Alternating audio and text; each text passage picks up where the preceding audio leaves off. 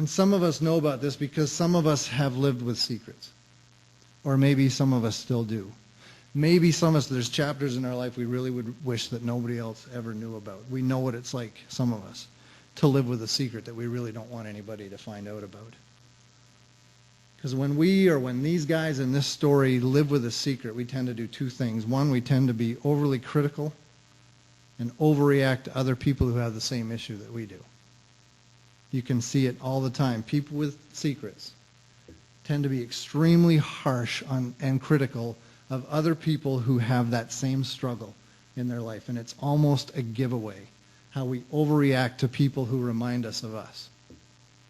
And we can see evidence of that as this story in Judah years later finds out that his daughter-in-law is pregnant out of wedlock.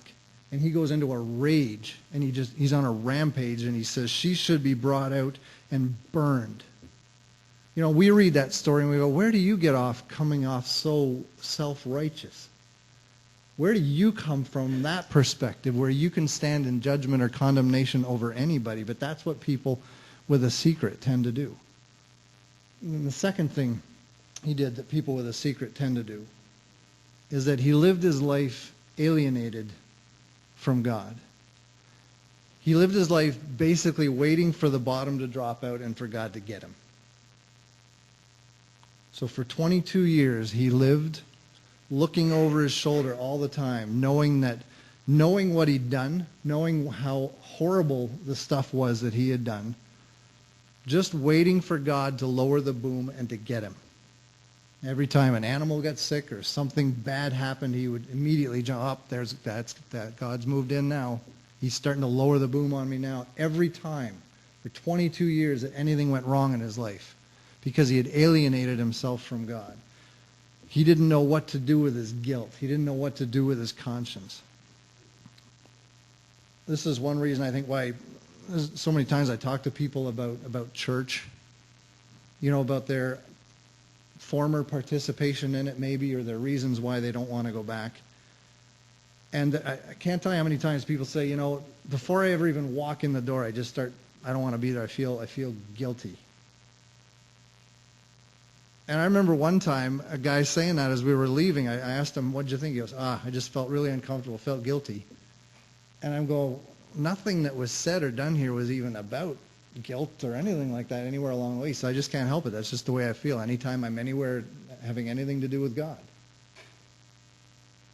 And later on, I would find out the secret that guy was carrying with him. And so he lived his life in that same state, feeling completely alienated from God because he was just waiting for God to lower the boom. And any time he walked into a place that he thought was religious, that brought it all front and center to him. And so he just kept himself as far away as he possibly could, because we just wait for God to deal with us the way that we think he probably would or should, maybe, depending on how much we acknowledge what we've done. Well, that was Judah.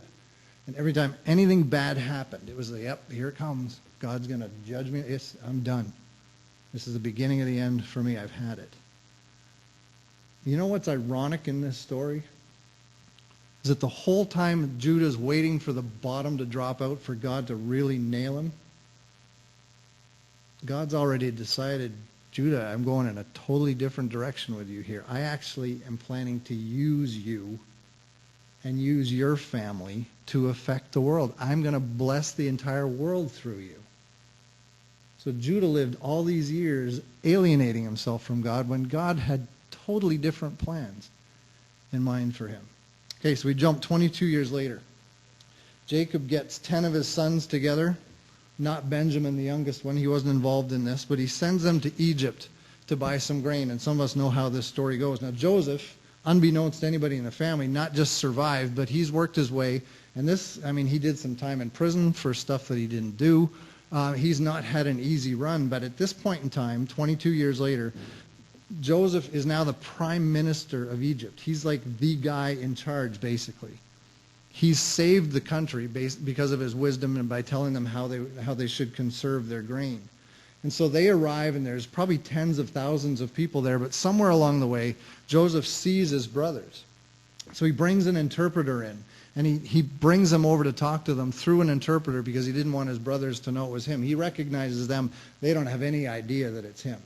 and he's using an interpreter to help disguise that. And he ends up having them arrested.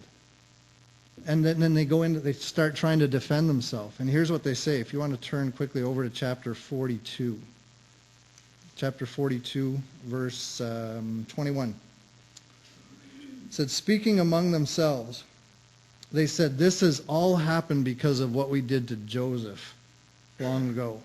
We saw his terror and anguish and heard his pleadings, but we wouldn't listen. And that's why all this trouble has come upon us. 22 years later, stuff starts to go wrong, and immediately going, okay, it's payback now. The reason this is happening, God's been waiting 22 years to nail us, and this is where he's going to nail. This is because of what we did to Joseph. And then in typical big brother fashion, Reuben goes, didn't I tell you? I love those guys, eh? I told you so. Didn't I tell you not to do it? But you wouldn't listen, and now we're going to die because we murdered him.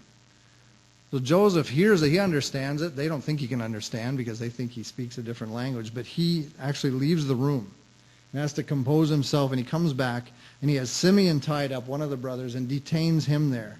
And then tells him, you need to go back and you need to bring your younger brother. Because he'd asked some questions about their family and so on. Found out that his father was still alive. Found out about the younger brother, that he was still alive. And said, you need to go and come back, and you need to bring the younger brother with you. And I'm going to hold one of you here as captive until that point in time. So he has Simeon tied up and arrested basically right there in front of the guys. But what he does is he has the guards put the silver that they had paid for their grain, tuck it back in the sack of grain that each of them had. So on their way back, verse 27, it said when they stopped, this is still chapter 42, it said, but when they stopped for the night, and one of them opened his sack to get some grain to feed the donkeys, he found his money in the sack. Look, he exclaimed to his brothers, my money's here in my sack. And then they were filled with terror and said to each other, what has God done to us? See, immediately, when you're living your life alienated from God, as soon as anything starts going, oh no, what's God? Some of us have been there, right? Oh no, look, what's God done to us? They knew that they had done something terrible. And so their whole perspective on God was that he was just waiting to carry out this judgment against them. But that's what it's like when you carry a secret and when our perspective of God is distorted. We're going to jump ahead another 2 years, and the brothers still have not come clean to their father. They still haven't fessed up. You'd think maybe, they escaped that one, they got away with that. Simeon's there, but, maybe they'll go home and they'll actually tell their father what's going on. 2 years go by, they've pretty much used up their grain, and so Jacob calls them in and says, we need more grain. You guys got to go back and get some more and maybe pick up your brother, Simeon, because he's still there. Well, they look at each other, and you can imagine them going, nah, we could just starve. That's probably not a good idea for us to go back there. But over in chapter 43, it says, there was no relief from the terrible famine throughout the land, starting at verse 1. When the grain they had brought from Egypt was almost gone, Jacob said to his sons, go again and buy us a little bit of food. But Judah, again, speaks up, and he goes, the man. This is interesting because every one of that phrase comes from, the man. I think it's here. Because he doesn't know he's just talking about the prime minister. He goes, the man, and you can read, that's how they reference him all the time, the man. The man wasn't joking when he warned us that we wouldn't see him again unless Benjamin comes along. So if you let him come with us, we'll go down and buy some food. But if you don't let Benjamin go, we may as well stay home. Remember, the man said, you won't be allowed to come and see me unless your brother is with you. That's the cry of our hearts, Lord. We want to be just like you.